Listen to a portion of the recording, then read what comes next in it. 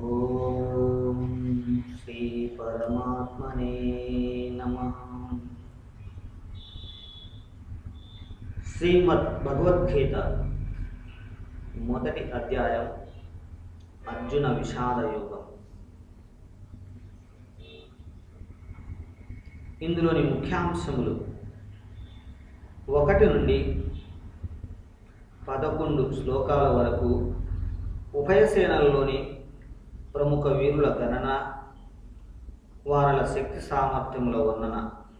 12 నుండి 19 వరకు ఉభయ పక్షాల వారు గావించే శంఖ ధ్వనుల వర్ణన. 20 నుండి 27 వరకు అర్జునునిచే సేనా పరిశీలనం.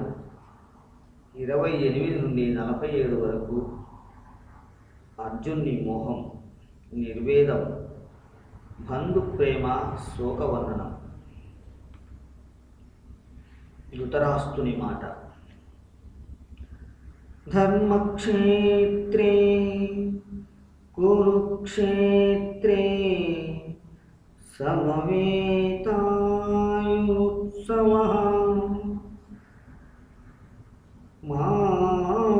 మామకాం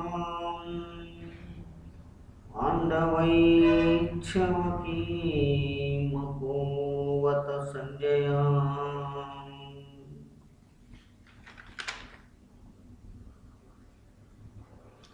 ధృతరాష్ట్రుడు ఇట్లనెను: సంజయ, ధర్మభూమి అయిన కురుక్షేత్రంలో యుద్ధకాంక్షతో చేరిన వారలు పాండురాజు కుమారులు ఏమి చేసిరి?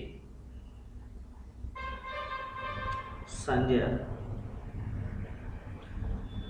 దృష్ట్యాతు పాండవానీకం న్యూఢం దుర్యోధనస్తథా ఆచార్యముపసంగాయ్య రాజా వచనం అబ్రవీత్.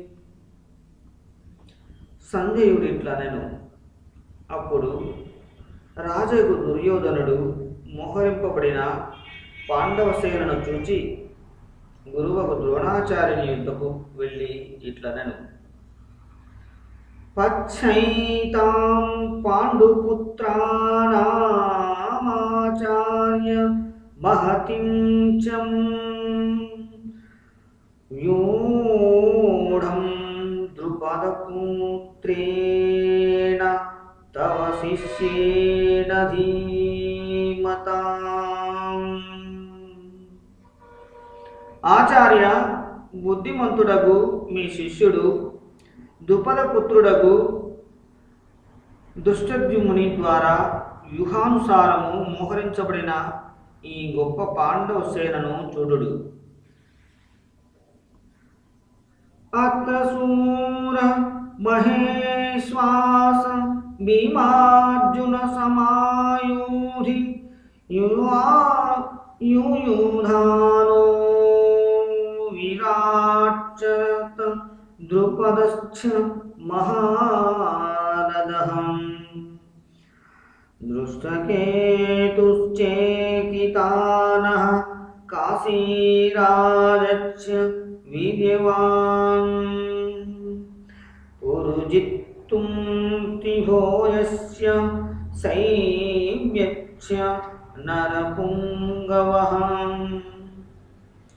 యుధామాన్యుచ్ఛ విక్రాంత ఉత్తమౌజాక్ష వీర్యావాన్ సౌమ్యో ద్రౌపదేయాచ్చ సర్వ ఏవ మహారథః.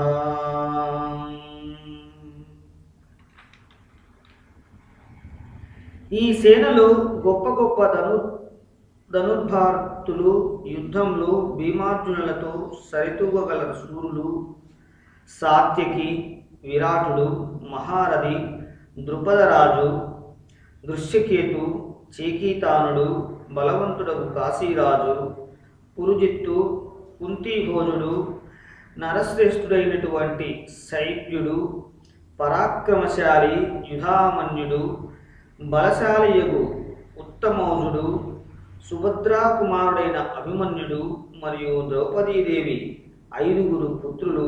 వీరందరూ మహారథులు. అస్మాకం తు విశిష్టాయే తాన్నిభోన ద్విజోత్తమ నాయకా మమ సైన్యస్య సంజ్ఞార్థం తాన్ భవేమితి.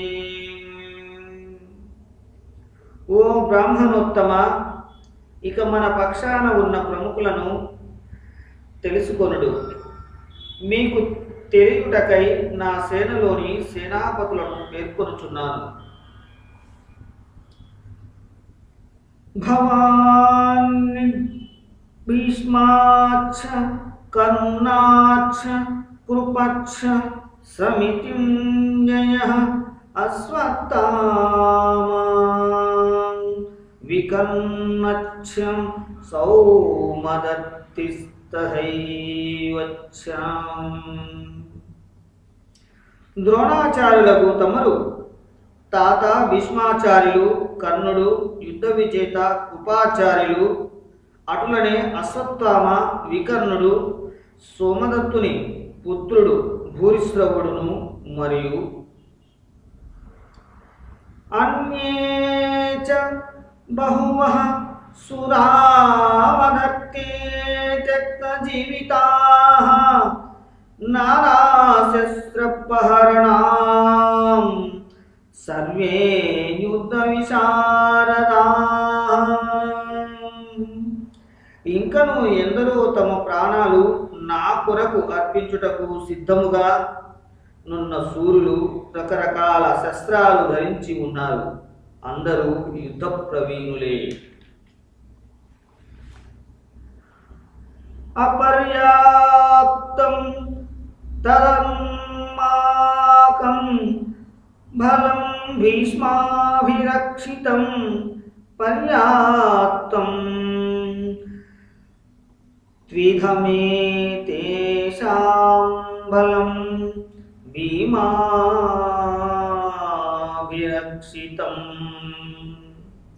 భీష్మునిచే రక్షితమైన మన ఈ సేన సర్వ విధముల అజేయమైనది. భీముని రక్షణలో నున్న వారల సేన సులభంగా గెలవ సమర్థమైనది. ఆయనేషు చ సర్వేషు యథాభాగమవస్థితాః భీష్మమేవాభిరక్షन्तు భవంతః సర్వ ఏవ హి. కాబట్టి అన్ని కోణముల మీ మీ స్థానములలో నిలబడి ఉండి మీరందరూ సంకోచము విడచి భీష్మ పితామహులను అన్ని వైపుల నుండి రక్షించుడు. తస్య సంజనయః కాంస్యం కురు వృద్ధః పితామహం సింహనాదం వినద్యోచ్ఛః సగజ్జం దత్మౌ ప్రతాపవాన్. కౌరవులలో వృద్ధుడును అమిత పరాక్రమవంతుడగును భీష్మ పితామహుడు ఆ దుర్యోధనుని మనస్సునకు ఆనందం కలుగునట్లుగా ఉచ్చస్వరమున సింహం వలె గర్జించి శంఖమును పూరించెను. తతః శగ్నాచ్చ భేయచ్చ పణవానక గోకః సహసైవాభ్య అన్యంత సశబ్దస్తుములోన్భవత్తు. ఆ వెంటనే శంఖములు, నగరాలు, డోళ్ళు, మృదంగాలు, గోముఖ వాద్యాలు మొదలగునవి ఒక్క పర్యాయంగా మోగినవి. వాని ధ్వనులు అతి భయంకరముగా నున్నవి. తతః శ్వేతైర్యహైర్యుక్తే महति स्यन्धने स्थितौ माधवाः पाण्डवैच्छव दिव्यौ शङ्कौ प्रधमतुः। ఆ తర్వాత తెల్లని గుర్రములు కూర్చిన ఉత్తమమైన రథము మీద కూర్చుండిన శ్రీకృష్ణ పరమాత్మ మరియు అర్జునుడును అలౌకికములైన తమ శంఖములను పూరించిరి. పాంచజన్యం హృషికేశో దేవదత్తం ధనంజయః ప్రౌండం దత్తం మహాశంఖం కర్మాం రుకోదరః. శ్రీకృష్ణుడు పాంచజన్యము, అర్జునుడు దేవదత్తము, ఉగ్రకార్యములు చేయు భీమసేనుడు పౌండ్రము అను పేర్లు గల గొప్ప శంఖములను పూరించిరి. అనంత విజయం రాజా కుంతీపుత్రో యుధిష్ఠిరః నకులం సహదేవచ్చ సుఘోషమణి పుష్పకౌ. కుంతీపుత్రుడు రాజగు యుధిష్ఠిరుడు అనంత విజయమను పేరుగల దానిని, నకులుడు సహదేవుడు సుఘోషము మణి పుష్పకములనడి తమ శంఖములను నుదిరి.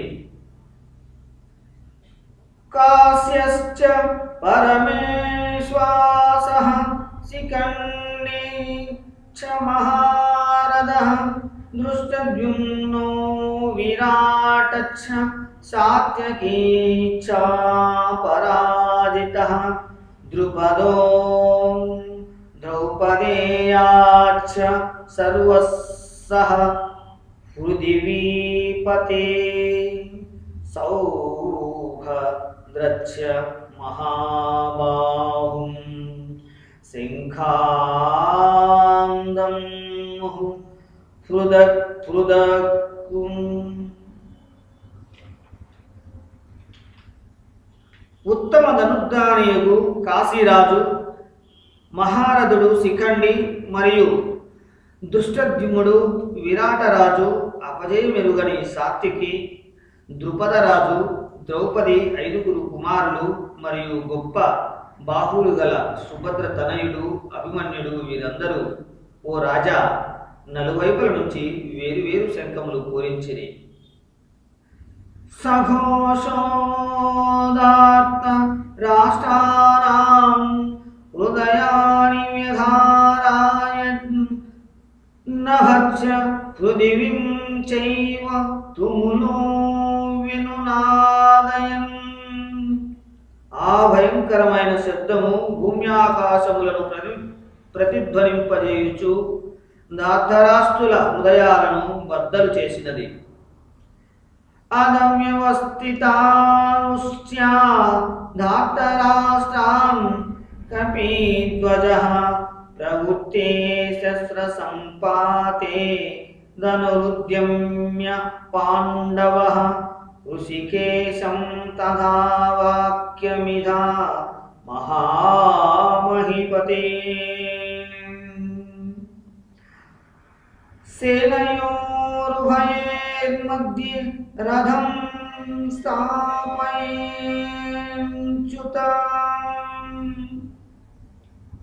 ఓ రాజా, అనంతరము కపిధ్వజుడైన అర్జునుడు సేనాముఖమున స్థిరముగా నిలచి ఉన్న ధృతరాష్ట్రుని పుత్రులను చూచి శస్త్రప్రయోగమునకు తలపడినట్టి ఆ సమయంలో తన గాంధీవ ధనస్సు నెత్తి ఋషికేశుడనగు శ్రీకృష్ణునితో ఇట్లనెను: ఓ అచ్యుత, నా రథమును ఉభయసేనలకు మధ్య నిలుపుము.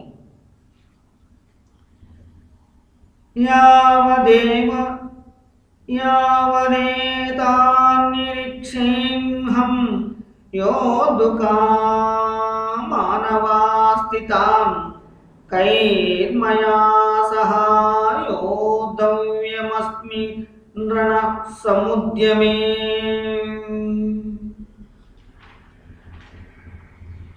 యుద్ధానికి సన్నద్ధులై పోరాడుటకు ఉవ్విళ్ళూరుచున్న శత్రుపక్షపు యోధులను బాగుగా గమనించి ఎవరెవరితో యుద్ధము చేయవలసి ఉన్నదో బాగా చూచునంత వరకు రథమును నిలుపుడు.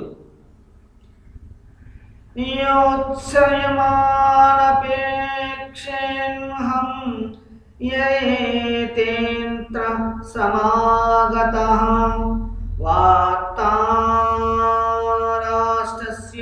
దుర్భేద్యేనుద్దే ప్రియ చీకీష్యవః.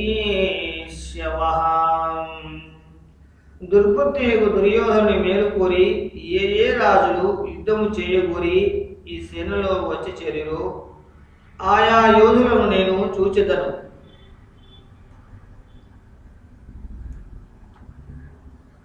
ఏవముక్తో హృషికేశో గుడాకేశేన భారత సేనయేరుభయోర్మధ్యే స్థాపయిత్వా రథోత్తమం భీష్మధోన ప్రముఖతః సర్వేషం చ మహిక్షితాం ఉవాచ పార్థ పశ్యైతాం సమవేతాం కురునితి. సంజయుడు ఇట్లనెను, ఓ ధృతరాష్ట్ర, అర్జునుడిట్లు పలుకుగానే శ్రీకృష్ణుడు ఉభయ సేనల మధ్య భీష్మ ద్రోణులకు ఎదురుగా రాజులందరి సమక్షమున శ్రేష్టమైన రథమును నిలిపి ఇట్లనెను, ఓ పార్థ, యుద్ధానికి కలిసికట్టుగా నిలిచిన ఈ కౌరవులను చూడుము. తత్ర పశ్యత్ స్థితి తాం పార్థః పితॄన్నధ పితామహన్ ఆచార్యాన్ మాతులాన్ భాతృన్ పుత్రాన్ ఔత్రాన్ సఖింస్తాథా స్వశూరాంసు హృదస్యైవ సేనాయోరుభయోరపి. అనంతరము కుంతీపుత్రుడకు అర్జునుడు ఆ ఇరు సేనల్లోనూ నిలిచి ఉన్న తన పినతండ్రిని, పెద్దతండ్రులను, తాత ముత్తాతలను, గురువులను, మేనమామలను, సోదరులను, పుత్రులను, పౌత్రులను మరియు మిత్రులను, పిల్లనిచ్చిన మామలను, సృహజన్మిత్రులను సైతము చూచెను. తాన్ సమీక్షస కౌంతేయః సర్వాన్ బంధువానవస్థితాన్ కృపయా పరయావిష్టో విషీదని గమబ్రవీత్. అక్కడ నిలబడి ఉన్న బంధువులందరినీ చూచి ఆ కుంతీపుత్రుడకు అర్జునుడు మిక్కిలి కరుణ జాలితో దుఃఖించుచు ఇట్లు పలికెను, దుష్టేమం స్వజనం కృష్ణ యుయుత్సుం సముపస్థితం సీదంతి మమ గాత్రాని ముఖం చ పరిశుష్యతి వేపదుచ్చ శరీరే మేరో మహర్షచ్చ జాయతే. అర్జునుడు ఇట్లనెను, ఓ కృష్ణ, యుద్ధకాంక్షతో యుద్ధభూమిలో నిలబడి ఉన్న ఈ బంధువర్గాన్ని చూస్తుంటే నా అంగాలన్నీ శిథిలమవుతున్నవి. నాలో రెండిపోవుచున్నది. నా దేహంలో వణుకు రోమాంచం కలుగుచున్నది. గాండీవం సంసంతే హస్తాత్వక్షైవ పరిదహ్యతే నచ శక్నోమ్యవస్థాతుం భ్రమతీవ చ మే మనః. నా చేతనున్న గాంధీవ ధనస్సు జారిపోవచ్చున్నది, చర్మము బాగా దహించుకుపోవచ్చున్నది. అంతేకాదు నా మనస్సు కూడా భ్రమించినట్లవుతున్నది. నిలబడుటకు సైతము నాకు శక్తి చాలకున్నది. నిమిత్తాని చ పశ్యమి విపరీతాని కేశవ న చ శ్రేయోపశ్యామి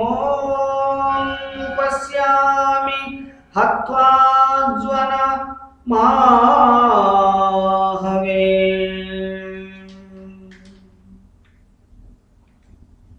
ఓ కేశవ, నేను శకునములను కూడా ప్రతికూలముగా చూస్తున్నాను. యుద్ధంలో స్వజన వర్గాన్ని సంహరించిన శ్రేయస్సు కలుగునని నేను తల్పను. నకాంక్షే విజయం కృష్ణ నచ రాజ్యం సుఖాని చ కిం నో రాజ్యేన గోవింద కిం భోగై జీవితేన వా. ఓ కృష్ణ, నేను విజయుడను గాని రాజ్యము కాని సుఖాలు గాని కోరడం లేదు. గోవింద, ఇలాంటి రాజ్యం వలన కానీ భోగాల వలన కానీ లేక జీవితం వలన కానీ ఏం ప్రయోజనం? ఏషామట్టే కాంక్షితం నో రాజ్యం భోగః సుఖాని చ తమిమేన్యస్థితా యుద్ధే ప్రాణం త్యక్త్వా ధనాని చ. ఎవరి కోసము రాజ్యము భోగాలు సుఖాదులు కోరబడుచున్నవో వారే వీరులందరూ తమ ధన ప్రాణాలను ఆశలు వదులుకొని యుద్ధంలో నిలబడి ఉన్నారు. ఆచార్యం పితరహం పుత్రాస్తథైవ చ పితామహం మాతూలాం స్వసురాం పౌత్రాః స్యాలః సంబంధినస్తథా. వారెవరనగా గురుజనులు, పెదతండ్రి పినతండ్రులు కుమారులు మరియు తాతలు, మేనమామలు, మామలు, మనుమలు, బావమరుదులు, ఇతర బంధువులు ఉన్నారు. ఏతాన్నహంతుమిచ్ఛామి ఘ్నతోऽపి మధుసూదన అపి త్రైలోక్య రాజస్య హేతోః కిం మహీకృతే.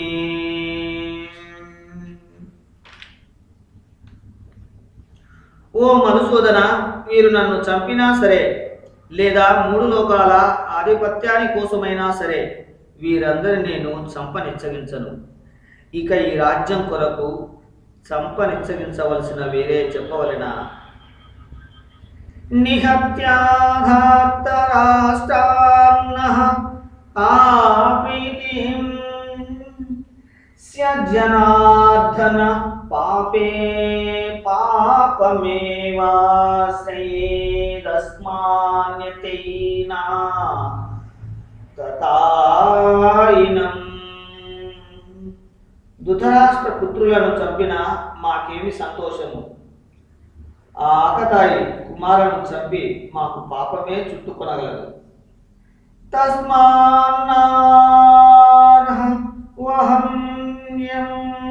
హస్తుం ధాతారాష్ట్రాన్ స్వబాంధవాన్ స్వజనం హి కథం హత్వా సుఖినం శ్యామ మాధవాన్.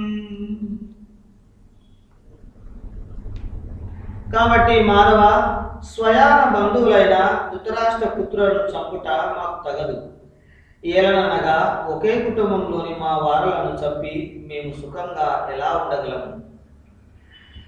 యద్యప్యతే న పశ్యంతి లోహోపహతసేతనః కులక్షయకృతం దోషం మిత్రద్రోహే చ పాతకం కథం న జేయమస్మాభిః పాపాదస్మాన్నివర్తితుం కులక్షయకృతం దోషం ప్రపశ్య ద్విజనార్దన.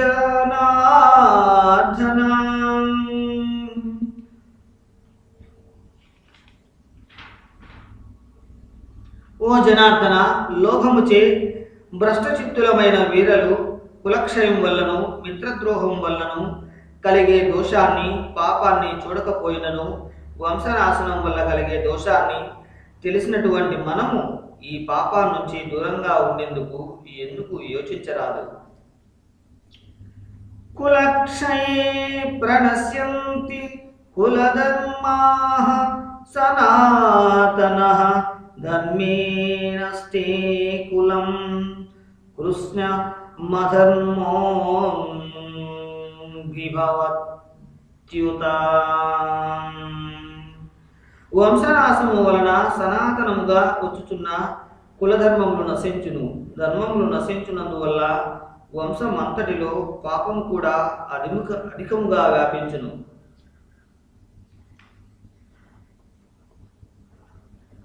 అధర్మాభివావత్కృష్ణ ప్రద్యుష్యంతి కులశ్రేయః శ్రేషు దుష్టాసు వాఖేయ జాయతే వర్ణ సంకరః.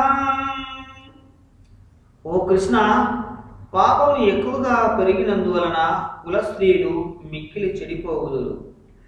వార్హేయ స్త్రీలు చెడిపోయినచో వర్ణ సాంకర్యము కలుగును. సంకరో నరకాయైవ కులజ్ఞానాం కులస్య చ పతంతి పితరో హేషాం లుప్తపిండోదక క్రియాహం. వర్ణ సాంకర్యము వంశనాశములకును వంశనాశనాన్ని నరకంలో పడవేయును. జలతర్పణములు శాబ్దపిండములు అందక వీరల పితృదేవతలు కూడా అధోగతి పాలవుదురు. దోషైరేతైః కులజ్ఞానాం వర్ణ సంకరాకారకైః ఉత్సాద్యంతే జాతి ధర్మాః కులధర్మాచ్చ శాశ్వతాః. ఈ వర్ణ సంకరము దోషము వలన కులనాశనములు అయిన వారలకు సనాతనముగా ఆచరించుచున్న కులధర్మములు జాతి ధర్మములు నశించిపోవును. ఉత్సన్న కుల ధర్మానాం మనుష్యానాం జనార్దన నరకే నియతం వాసో భవతీత్యం సుశ్రుమా.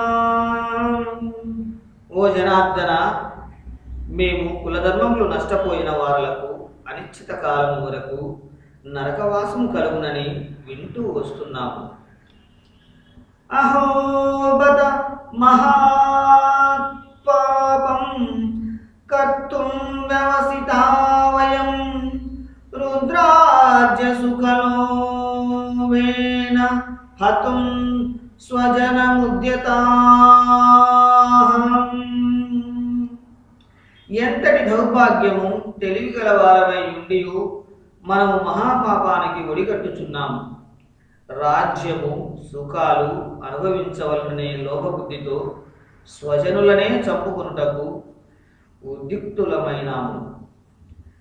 యది మామ ప్రతీకారమసస్రం శస్త్రపాణయః దాతరాస్తరణే హన్యుస్తన్మే క్షేమతరం భవేత్.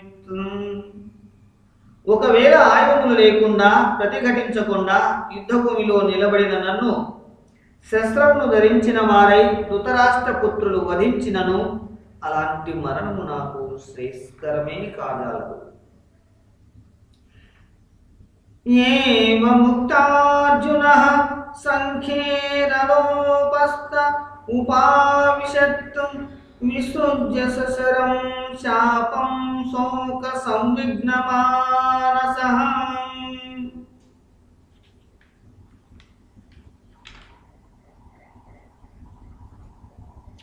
సంజయుడు ఇట్లనెను. యుద్ధమున శోకంతో వ్యాకులమైన మనస్సుతో అర్జునుడు ఇలా అంటూ ధనుర్బాణములు త్యజించి రథమున వెనుక భాగములో కూర్చుండిపోయెను.